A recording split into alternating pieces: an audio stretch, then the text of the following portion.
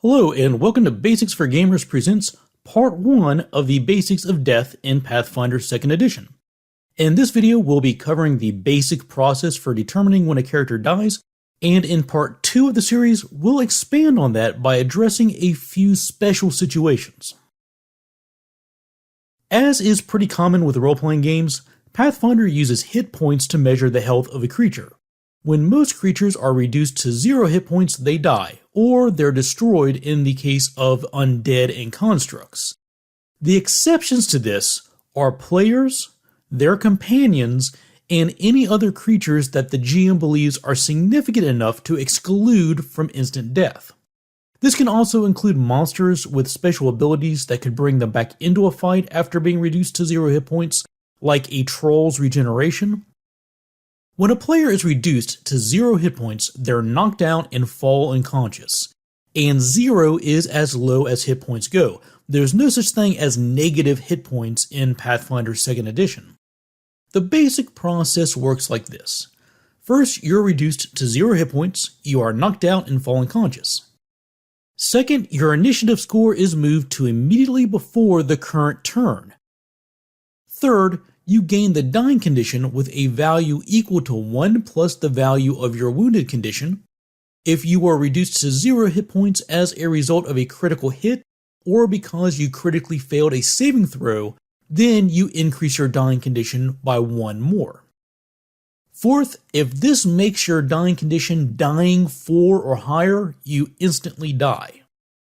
Fifth, you must attempt a recovery check at the start of each of your turns. Remember, when you're reduced to 0 hit points, your place in initiative moves to right before the current turn. So this is important because this guarantees you will have 1 full round to receive assistance from your teammates before you're forced to roll that first recovery check. And the result of that check will determine if you inch closer to death or stabilize. That's the basic structure, and with that in mind, let's zoom in and look at a few of these pieces in greater detail. When you're reduced to 0 hit points, you fall unconscious, and being unconscious has several additional effects. First, you fall prone and you drop whatever you're holding. Second, you cannot take any actions. Third, you suffer a -4 penalty to armor class, perception, and reflex saves. And fourth, you gain the blinded and flat-footed conditions. If you receive hit point healing of any kind, then you lose the unconscious condition and may act normally starting on your next turn. As mentioned before, when you are reduced to 0 hit points, you gain the dying condition, and if the value of your dying condition reaches dying 4, then you're dead. First, you can only have the dying condition while you are also unconscious. So if you lose the unconscious condition, for example, if someone heals you while you're down, then you also lose the dying condition. It's possible to be unconscious but not dying, but it's not possible to be dying and not unconscious. If you suffer any additional damage while at 0 hit points, you increase the value of the dying condition by 1. The amount of the damage is irrelevant, but if the attack is a critical hit, then the value of the dying condition is increased by 2 instead of 1. At the start of every turn while you have the dying condition, you must attempt a flat check versus a DC equal to 10 plus the value of your dying condition. So if you are dying 1 at the start of your turn, you must roll a flat check against DC 11. And as a reminder, flat checks are just straight 1d20 rolls with nothing added. This is not a fortitude saving throw. If successful, the value of your dying condition lowers by 1. If failed, the value of your dying condition increases by 1. Critical successes lower the condition by 2, and critical failures increase the dying condition by 2. Again, if it ever reaches dying 4, you die. But if it ever is reduced to dying 0, then you lose the dying condition and stabilize. You're still unconscious and have 0 hit points, but you do not need to make any more recovery checks at the start of your turn unless you suffer more damage and therefore regain the dying condition again. If that happens, you start the process all over again, which means you will skip past dying 1 because you now have the wounded condition. Anytime you lose the dying condition, the value of your wounded condition increases by 1. So if you're dying and someone casts a healing spell on you, you lose the dying condition, but you gain wounded 1. The next time that happens, it increases to wounded 2, and so on. Anytime you gain the dying condition, you increase its value by the value of your wounded condition. So if you get in a fight and you're reduced to 0 hit points, you gain the dying 1 condition. Then someone heals you, which removes the dying 1 and unconscious conditions, but you gain wounded 1. A few rounds later, you get reduced to 0 hit points again. You're knocked out and gain dying 2. Because whenever you gain the dying condition, its value is 1 plus the value of your wounded condition, and 1 more if it's a critical hit or if you critically fail to save. We'll say the cleric heals you again, which removes dying 2, but increases your wounded condition to wounded 2. The next time you get knocked out, you start at dying 3, and so on. Fortunately, there are a couple of ways to remove the wounded condition, although you can't really do so in the heat of a battle. The first is by being healed to your maximum hit point value and then spending 10 minutes of rest. Afterwards, you lose your entire wounded value and are effectively reset to wounded 0. The second way to lose the wounded condition is through the treat wounds application of the medicine skill. If someone uses treat wounds on you and succeeds on the check to provide healing, even if it's only 1 hit point, you lose the entire wounded condition.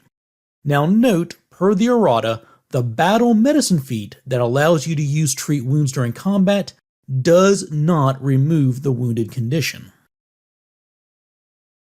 So just to recap, when a character is reduced to 0 hit points, they fall unconscious and gain the dying condition. This will be dying 1 unless they also have the wounded condition, in which case they will skip over dying 1 and start at a higher dying value. And that value will be the same as their wounded condition plus 1. If they fall to 0 hit points because of a critical hit or because they rolled a critical failure on a save, then their dying score increases by 1 more.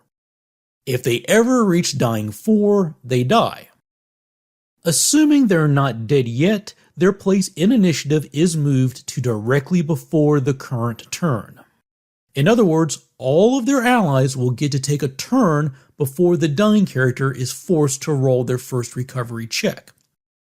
When that does come around, and at the start of all the following turns, as long as they still have the dying condition, they will need to roll a recovery check.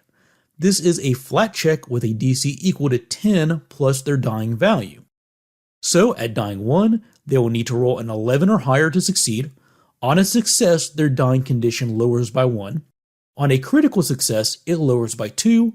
If they fail their recovery check, then their dying condition increases by 1 and increases by 2 if they critically fail. If their dying condition ever hits 4, again they die, and if it ever drops to 0, they stabilize. A stable character is unconscious and has 0 hit points, but loses the dying condition and therefore does not need to roll any more recovery checks. If a stable character suffers more damage, the process starts over again. They gain the dying condition with a value equal to 1 plus their wounded value. Their initiative is moved to before the current turn, and they begin making recovery checks again. Whenever a creature loses the dying condition, including if they become stable, they increase their wounded condition by 1. And their entire wounded condition may be removed if they receive any healing from treat wounds, or if they are healed to their hit point maximum and then rest for 10 minutes. That's the basic framework for determining when someone dies.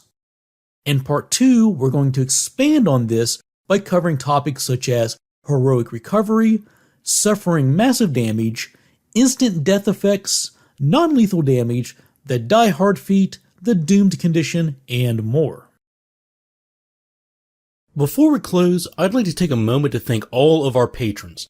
These videos would not be possible without their continued generosity and support.